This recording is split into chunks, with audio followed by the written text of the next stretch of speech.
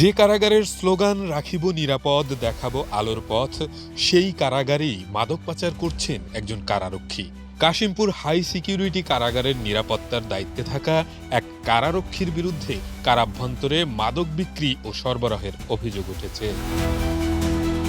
অভিযুক্ত কারারক্ষীর নাম মোহাম্মদ মশিউর।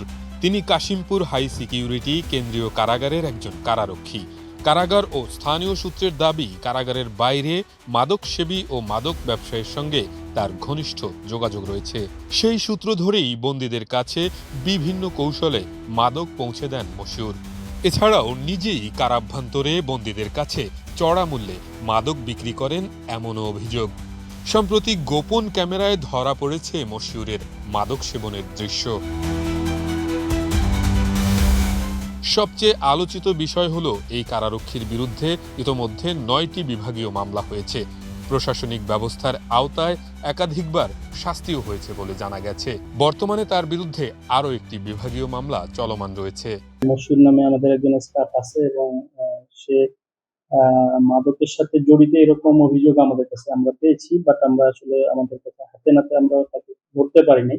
এই অভিযোগের প্রেক্ষিতে কিন্তু ইতিমধ্যে তাকে কিন্তু আমরা কারা অভ্যন্তরে ডিউটি দিই না। এক্সট্রিম মশার কয়েল প্ল্যান্ট ফাইবার দিয়ে তৈরি, ডেঙ্গু চিকুনগুনিয়া বাহি সহ যে কোনো মশার বিরুদ্ধে দেয় এক্সট্রিম সুরক্ষা। তাকে আমরা কারাগারের বাহিরে আরপিএ বা বাহির এলাকার ডিউটিগুলিতে আমরা দিই, যার কারণে তার মাধ্যমে কিন্তু কারা অভ্যন্তরে মাদক সরবরাহের সুযোগটা কিন্তু নেই। তো ইতিমধ্যেই তার বিষয়টা নিয়ে আমি আমার সিনিয়র অফিসারের সাথেও কথা বলেছি।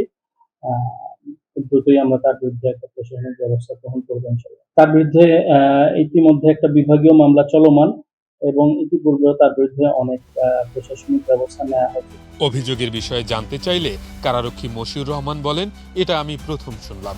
এরপর তিনি ফোন কেটে দেন। পরবর্তীতে একাধিকবার যোগাযোগের চেষ্টা করেও তার বক্তব্য পাওয়া যায়নি। শুনলাম বুঝছেন।